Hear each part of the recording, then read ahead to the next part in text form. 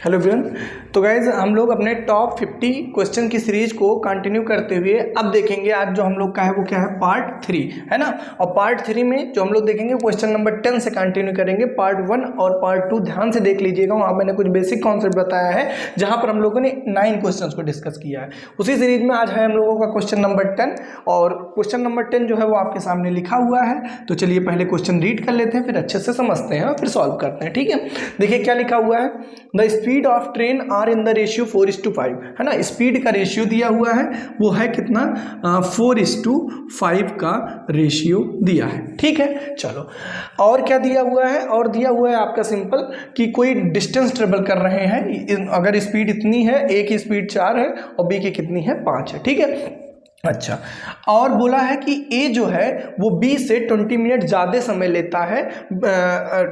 ए जो है वो बी से 20 मिनट ज़्यादा समय लेता है किसी डेस्टिनेशन तक पहुंचने के लिए। ठीक है, अच्छा, तो आपसे पूछ रहा है कि ए द्वारा लिया गया समय कितना होगा डेस्टिनेशन तक पहुंचने में। ठीक, कोई दिक्कत नहीं है।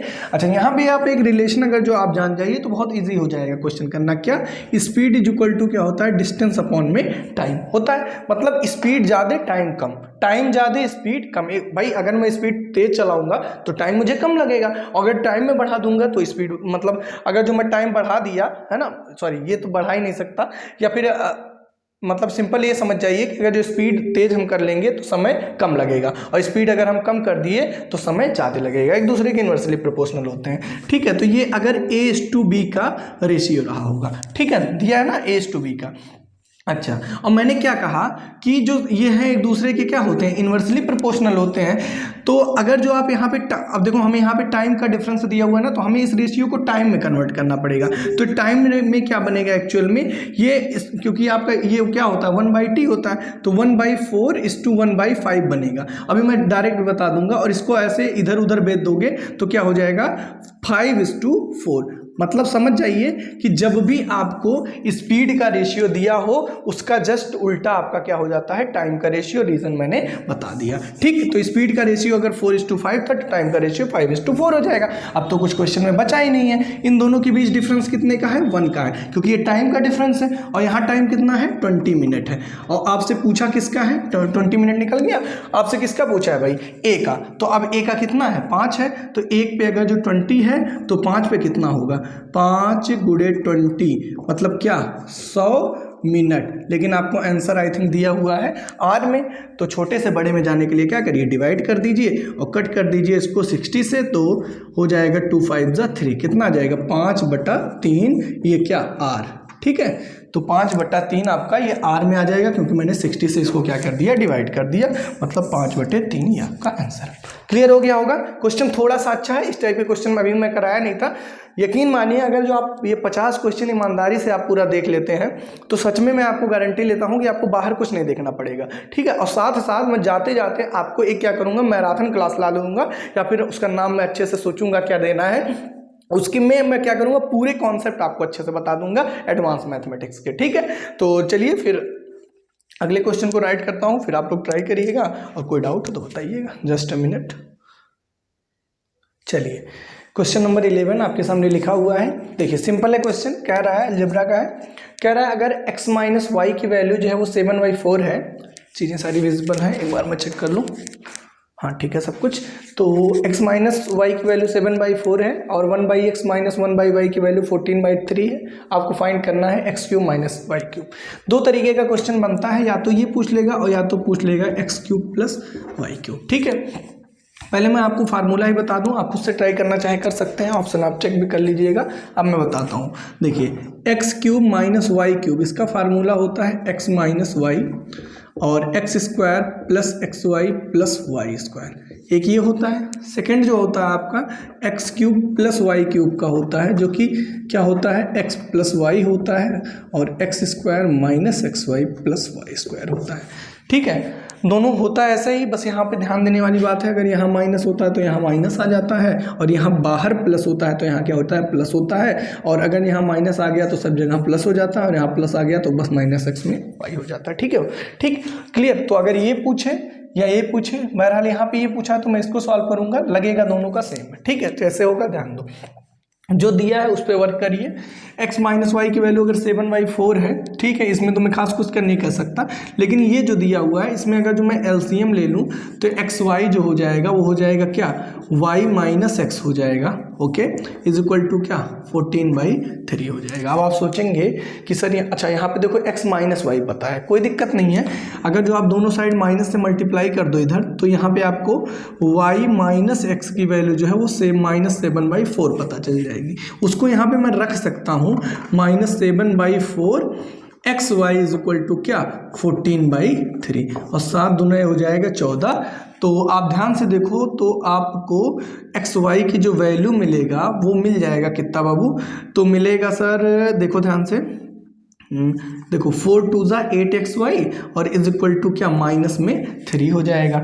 या फिर अगर जो मैं यहाँ से आपसे एक्स वाई पूछूँ तो -3/8 हो जाएगा। ठीक, यहाँ तक बात ओके है। तो मतलब एक्स वाई पता चल चुका है और आपको x माइनस वाई पता चल चुका है। आपको निकालना क्या है, ये निकालना है। इसको फार्मूले के अकॉर्डिंग अगर एक्सपेंड करें तो x माइनस वाई हो जाएगा और x square plus x y plus y square हो जाएगा।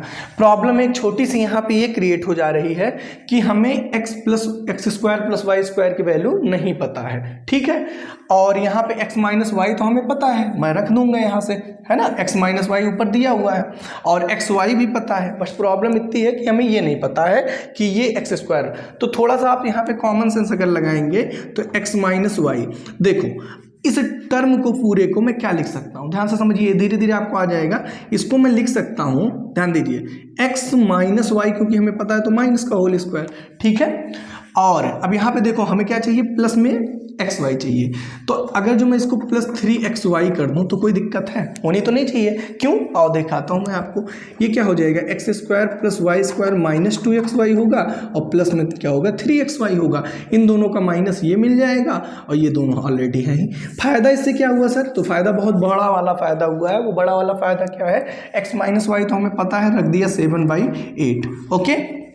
और आगे क्या फ़ायदा हुआ, x माइनस वाई का होल स्क्वायर मिल गया क्योंकि ये मुझे पता था, तो ये क्या हो जाएगा 49/16, ओके, प्लस 3xy, देखो यहाँ पे x माइनस वाई भी पता है और xy भी पता है, ये कितना है बाबू, तो हो जाएगा सर 3 और xy की वैल्यू -3/8 हो जाएगा, ठीक है, कोई दिक्कत नहीं है। अब इसको सॉल्व कर लेना है, जो आएगा वही आंसर होना चाहिए। तो चलो देख लेते हैं कितना हो जाएगा। तो ये 16 हो गया इसका एलसीएम, ये हो गया 49, ओके, और आपका यहाँ पे प्लस माइनस माइनस हो जाएगा और 8 दूना 16 हो जाएगा और 3 3 ज़ा 9 2 ज़ा 18 हो जाना चाहिए, ठीक है, कोई दिक्कत नहीं होगा। चलो आगे सॉल्व कर लो इसको फर्दर। तो ये कितना आ जाएगा सर 7 और ये माइनस करोगे 9 8 और ये कितना 4 3 हो जाएगा, अपॉन में कितना ये हो जाएगा आपका सिंपल 8 छंग 48, 4 और 8 4 12, ठीक है, कोई दिक्कत नहीं होगा। आगे आगे कितना हो जाएगा सिंपल, कोई गलती तो नहीं हुआ ना, नहीं नहीं नहीं नहीं नहीं, ठीक है, और इसको ऊपर मल्टीप्लाई करेंगे तो 7 1 ज़ा 7 7 3 ज़ा 20 और 128, ओके, यही होना चाहिए। ओह छोटी सी गलती हो गई, ध्यान दीजिएगा, यहाँ पे x माइनस वाई की जो वैल्यू है वो कितनी है बाबू, x माइनस वाई की वैल्यू 7/4 है, 7/4 है, और कहीं तो गलती नहीं हुआ, नहीं यहाँ तो सही है, बस यहाँ पे क्या x माइनस वाई की वैल्यू 4 रख दीजिए और यहाँ क्या रख दीजिए 4 रख दीजिए। ये होता है खुद से रिकॉर्ड करने पे, पढ़ाने पे, है ना। अभी अब मैं लाइव यहाँ पे क्लास लेता होता, है ना, मतलब प्रीमियर पे ना होके नॉर्मल लाइव होता तो ये गलती नहीं होती। बहरहाल ऊपर तो वही रहेगा 7 अपान, देखो 16 चौक 64 हो जाएगा, मतलब नीचे क्या आ जाएगा 64 हो जाएगा और ये आपका हो जाएगा 8, तो कितना आ जाएगा 217 अपॉन क्या 64, कौन सा ऑप्शन 217 अपॉन 64 ऑप्शन यूज करें। तो ये बढ़िया क्वेश्चन था, इसमें आपको 2-3 चीज़, अच्छा यहीं पे मान लीजिए अगर ये पूछा होता तो इसको कैसे बनाते, देखो यहाँ पे प्लस वाला था, यहाँ पे अगर जो बनाना होता तो कैसे बनाते, आप खुद सोचो।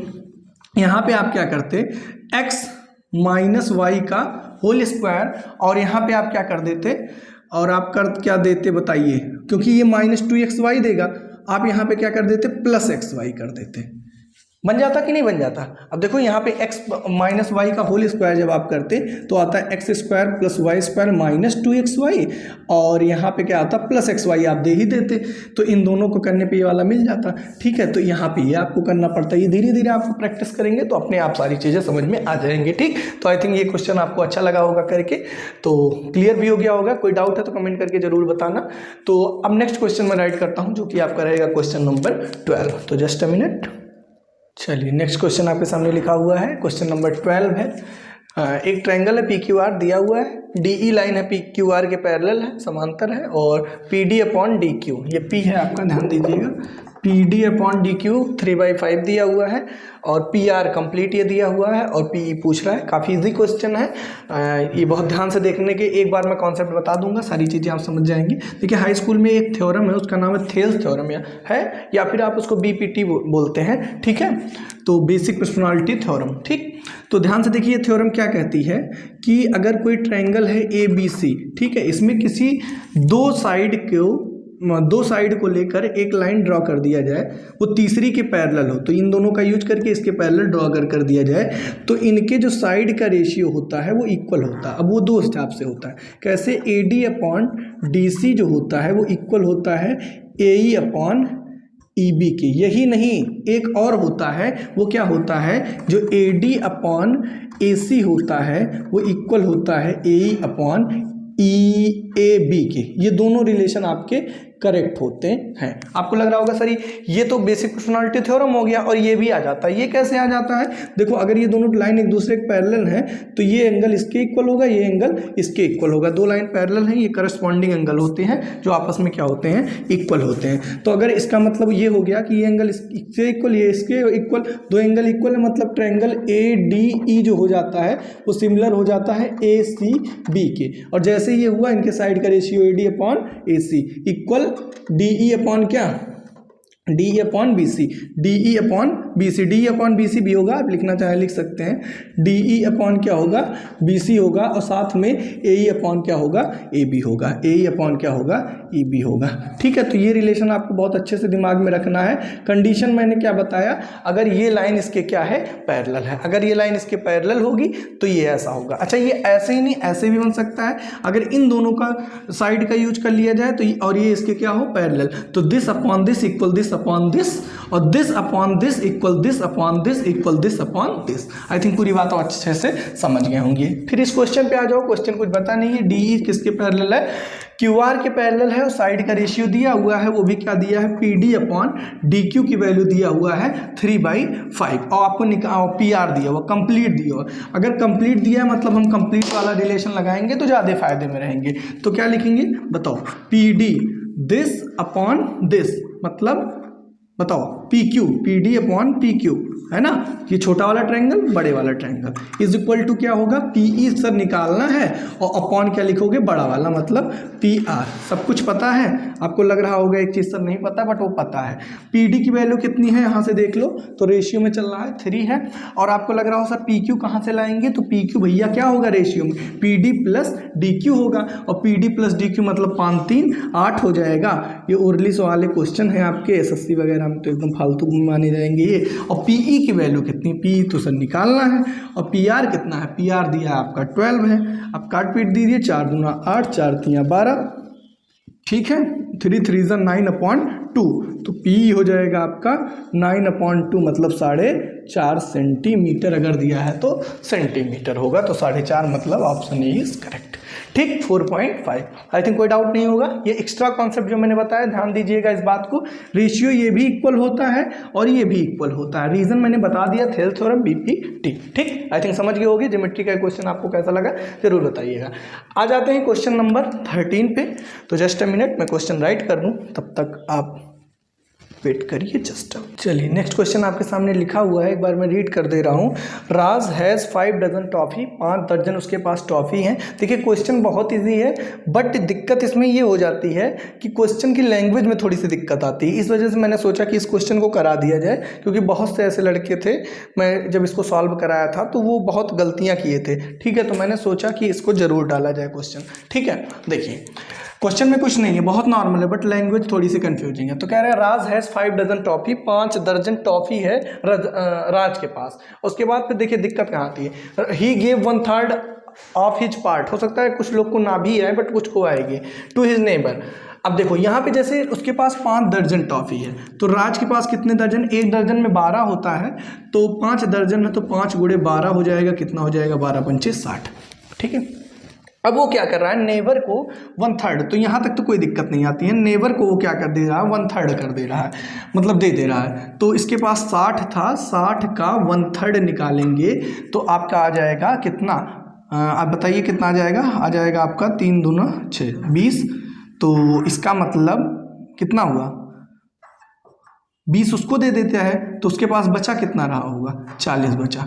ठीक, अब ध्यान से समझिएगा, अब यहीं पे दिक्कत आती है, भाई 60 था, उसने 1/3 इसको दे दिया तो 20 बचा, सॉरी मतलब 20 उसने दे दिया, फिर बचा कितना, उसके बाद 40। अब दिक्कत ये होती है कि हम लोग समझ लेते हैं कि अब अगला 1/6 पार्ट वो इसका दे रहा है। यहीं पर अगर जो आप ऐसा समझते हैं तो, क्योंकि कुछ लोग समझते हैं, अगर समझते हैं तो आप गलती कर रहे हैं, अदरवाइज अगर आप सोच रहे हैं कि नहीं, अगेन वो क्या करेगा, अपनी राधा को जो दे रहा है, राधा को जो दे रहा है वो भी किसका देगा, 1/6 पार्ट ऑफ जितना उसके पास था, तो आप कोई गलती नहीं कर रहे हो, तो 61/6, तो कितना टॉफी राधा को दे रहा है, 10 टॉफी दे रहा है। ठीक है, अच्छा अगेन 1/4 किसको दे रहा है, सिस्टर को, तो सिस्टर को कितना दे रहा है, वो 60 का ही 1/4 दे रहा है। ठीक है, तो कितना हो जाएगा बताओ बाबू, ये हो जाएगा 15 चौक 60, कितना आ जाएगा, 15। ठीक, to his sister. Okay, how many toffee, तो देखो उसके पास था कितना, 60 था, नेबर को 20 दिया, राधा को इतना दिया, 5 दिया, और सिस्टर को इतना दिया, तो 20 10 30,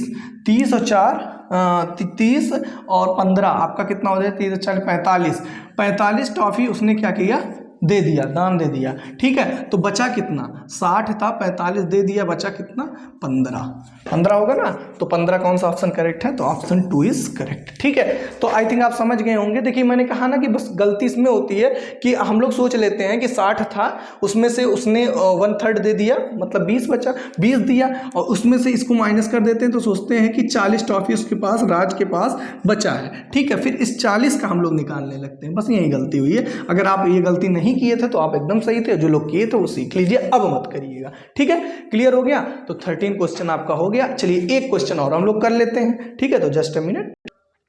चलिए नेक्स्ट क्वेश्चन आपके सामने लिखा हुआ है, मैं रीड कर दे रहा हूँ, राइटिंग थोड़ा सा जल्दी में लिखा हूँ। एरिया ऑफ इक्विलेटरल ट्रायंगल दिया है इतना 4√3 है, और देन द लेंथ, अच्छा एंड बोला है द लेंथ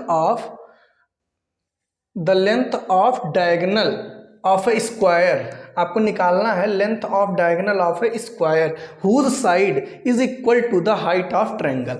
मतलब ये जो ट्रायंगल है इक्विलेटरल ट्रायंगल, ध्यान देना, उसकी जो हाइट है वो आपके स्क्वायर ऑफ मतलब क्या है, ध्यान दीजिएगा, हाइट इज हुज साइड है ना, मतलब जो साइड है स्क्वायर की उसके क्या है, इक्वल, मतलब एच और जो है ए वो क्या है, बराबर है ना, और आपको निकालना क्या है, डायगोनल ऑफ स्क्वायर। ठीक है, क्लियर हो गया होगा।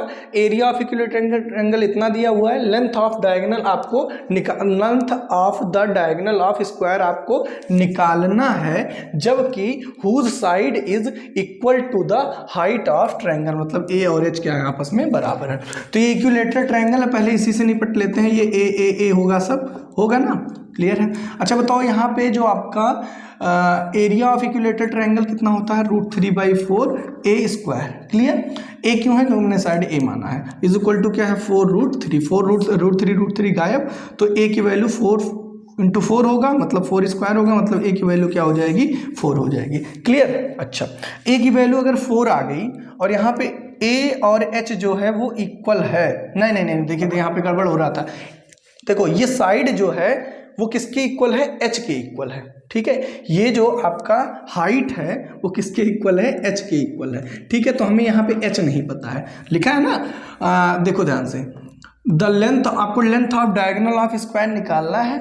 ठीक है, हुज साइड, मतलब हुज साइड अगर मैं एच मानता हूँ equal to the height of triangle, तो कुल मिला जुला के जब तक मुझे एच नहीं मिलेगा तब तक मेरा कोई काम नहीं हो पाएगा। ठीक है, अच्छा अगर जो ये हाइट है तो यहाँ पे ये भी तो फार्मूला लग सकता है, 1/2 बेस का मतलब क्या, ए। ठीक है, ए का मतलब क्या, 4, 1/2 base into height is equal to क्या, area of triangle. Area of triangle 4√3। ठीक है, ये तो हो ही जाएगा फार्मूला भाई, ये भी होता है फार्मूला और ये तो लग ही जाएगा। अब यहाँ पे देखो 4 कट गया तो h की वैल्यू क्या आ गई 2√3, और जैसे ही आपको h की वैल्यू मिला 2√3 तैसे ही आप जानते हैं डायगोनल इज इक्वल टू क्या होता है, साइड रूट 2 होता है फार्मूला। आप सोचोगे सर कहाँ से आया, तो मैं बता रहा हूँ 2√3 आपकी साइड है h है और इनटू क्या है √2 है, तो कितना आ जाएगा 2√6, ये आपके डायगोनल की लेंथ हो जाएगी जो कि 2√6 ऑप्शन बी है। आप सोच रहे होंगे सर ये diagonal equal to side root का 2 का फार्मूला कहाँ से आता है, तो मान लो कोई आपका रेक्टेंगल वो है स्क्वायर है, अगर ये साइड ए है और ये क्या है डायगोनल है, तो पाइथागोरस लगा दो, डायगोनल का square is equal to a square plus a square इस वाले ट्रायंगल में, तो आपका आ जाएगा D is equal to 2a square, तो D is equal to √2a हो जाएगा, तो क्या हो जाएगा √2a स्क्वायर होगा तो √2a हो जाएगा, diagonal is equal to side √2, यहाँ से आ जाता है तो साइड √2। ठीक है, समझ गए, सिंपल सा बस इतना था। इक्विलेटरल ट्रायंगल दिया था, उसकी मैंने साइड निकाल लिया और बोला था कि जो स्क्वायर है उसका डायगोनल निकालना है, जबकि जो मतलब इक्विलेटरल ट्रायंगल है उसकी हाइट जो है वो के क्या है स्क्वायर के साइड के क्या है इक्वल है, हाइट जो है स्क्वायर के साइड के क्या है इक्वल है, बस काम खत्म। तो ये था आपका गाइज आज का सेशन जो कि था पार्ट 3। कैसा लगा कमेंट करके जरूर बताना, चैनल पर नए हो तो प्लीज सब्सक्राइब कर लेना, और वीडियो पे आप देख रहे हैं व्यूज वगैरह तो आप कुछ ला नहीं रहे हैं, ठीक है, तो टॉप 50 क्वेश्चन तो मैं कराऊंगा एक जैसा मैं प्रॉमिस किया, उसके बाद चीजें कितना कराना है ये आप पर डिपेंड करेगा, है ना, क्योंकि मोटिवेशन की जरूरत सबको होती है, मुझे भी है। तो प्लीज आप वीडियो को जितना हो सके अपने फ्रेंड्स में शेयर कर दीजिएगा। मिलते हैं नेक्स्ट वीडियो में, don't forget to like share and subscribe. Thank you guys for watching my video, see you all in my next video. और कोई सजेशन है तो कमेंट करके जरूर बताइएगा।